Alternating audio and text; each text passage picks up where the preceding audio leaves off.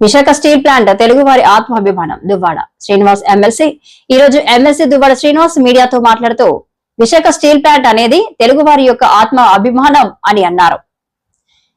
కూటమి ప్రభుత్వం ఎన్నికల్లో ఇచ్చిన హామీని నిలబెట్టుకోవాలని దువ్వాడ శ్రీనివాస్ డిమాండ్ చేశారు. ఆ కర్మాగారం కూడా ఈ ప్రపంచ దేశాల్లో ప్రపంచంలోనే ఒక ఖ్యాతిని సాధించినటువంటిది. భారతదేశంలో కూడా అత్యున్నత స్థాయి విలువలు పొందినటువంటి స్టీల్ ప్లాంట్.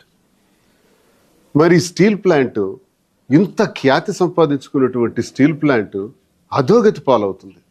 రోజు రోజుకి నానా ఇబ్బందులను ఎదుర్కొనే పరిస్థితులు వస్తుంది. ఆత్మాభిమానంగా చెప్పుకున్నటువంటి మనం విశాఖ స్టీల్ కోసం ఏం చేశాం? అసలు మన ప్రభుత్వాలు కానీ రాష్ట్ర ప్రభుత్వాలు ఏ ప్రభుత్వం అయినా సరే ఈ రోజు వరకు కేంద్ర ప్రభుత్వంతో ఎప్పుడైనా సంప్రదింపులు చేశామా? దాని గురించి ప్రత్యేక ప్రస్తావనలు ఏమైనా తీసుకొచ్చామా? కేంద్రం ఎప్పుడూ చెబుతూ ఉంటుంది స్టీల్ ప్లాంట్ని ప్రైవేటైజేషన్ చేస్తాం. మేమెప్పుడు స్టీల్ ప్లాంట్ని ప్రైవేటైజేషన్ చేయము అని చెప్పలేదే అని వాళ్ళు అంటారు. కేంద్రానికి మనకి ఒక పెద్ద సంఘర్షణే జరుగుతుంది. ఒక రోజు కాదు, ఒక ఏడాది కాదు, కొన్ని సంవత్సరాలుగా దశాబ్దాల కాలంగా ఈ ఘర్షణ జరుగుతూనే ఉంది. విశాఖ స్టీల్ ప్లాంట్కి మనం కనీస బాధ్యతలు వహించకపోవటమే ఇంత తీవ్రమైనటువంటి నష్టాలకు దారితీస్తుంది, ఈరోజు ప్రైవేటైజేషన్కి దారితీస్తుంది అన్నది నా అభిప్రాయం. చాలామంది చెప్తుంటాం, గత ప్రభుత్వంలో కూడా జగన్మోహన్ రెడ్డి గారు వీలైనంత వరకు ఈ ప్లాంట్ని నేను ప్రైవేటైజేషన్ చేయనివ్వను అని పట్టుబట్టారు. వైసీపీకి చెందినటువంటి నాయకులందరూ కూడా యుద్ధమే చేశారు.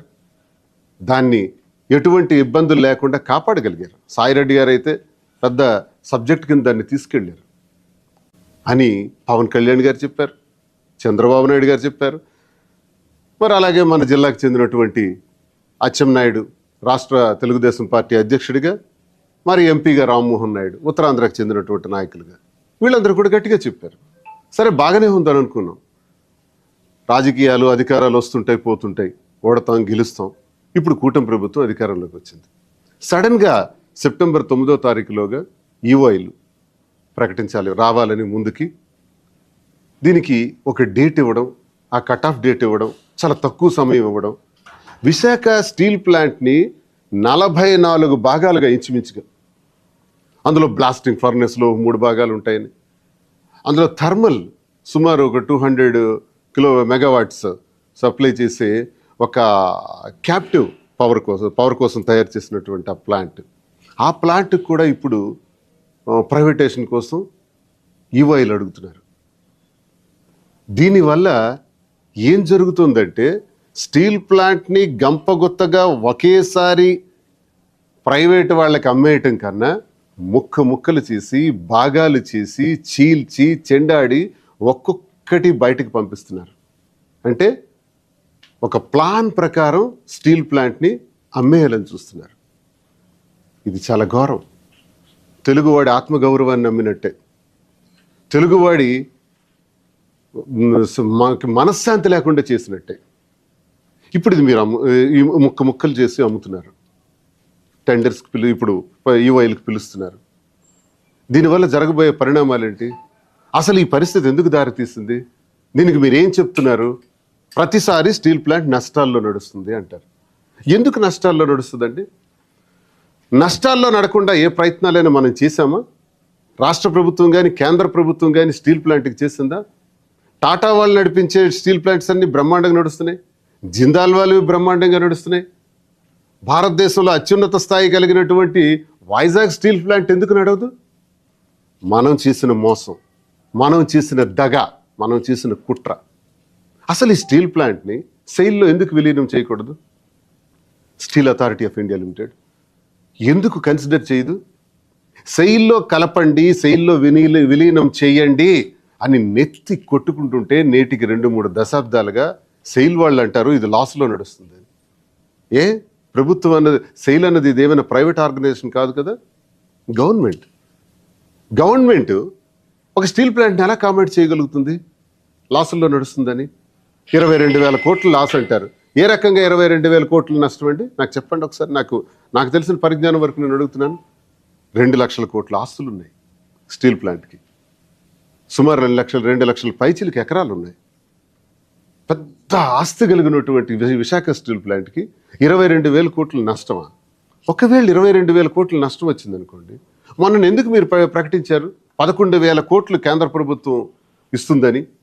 మరి ప్రకటించిన దానిలో భాగంగా అర్థం ఏంటి అంటే, సూక్ష్మంగా అర్థం చేసుకోవాలంటే, ఒక కారు మనం వాడి అమ్మేసే ముందు ఆ కారులో కొంచెం క్లీన్ చేసి, కొంచెం పెయింటింగ్స్ ఏమైనా ఉంటే పెయింటింగ్స్ వేసి, డెంట్స్ ఏమైనా ఉంటే డెంట్స్ క్లియర్ చేసి, టైర్స్ ఏమైనా బాగోలేకపోతే కొంచెం టైర్స్ అడ్జస్ట్ చేసి అమ్ముతాం. అంటే కారు అమ్మడానికి ముందు కొంచెం హంగులు ఆర్భాటాలు తయారు చేస్తాం కారుకి, రేటు రావాలని. సేమ్ అదే పద్ధతి. ఈ 11,000 కోట్లు కూడా అమ్మటానికి తగిన ఏర్పాట్లు చేసే దానిలో భాగంగా ఇచ్చారు తప్ప, అప్పు ఇచ్చారే తప్ప, మళ్ళీ అది అప్పు. దానివల్ల స్టీల్ ప్లాంట్ కొరిగేది ఏం లేదే. తీరా ఇప్పుడు ఏడాది కూడా కాలేదు, ఇప్పుడు ఏం చెప్తున్నారు? ఈ స్టీల్ ప్లాంట్ అమ్మకాలకు ఏర్పాట్లు చేస్తున్నారు.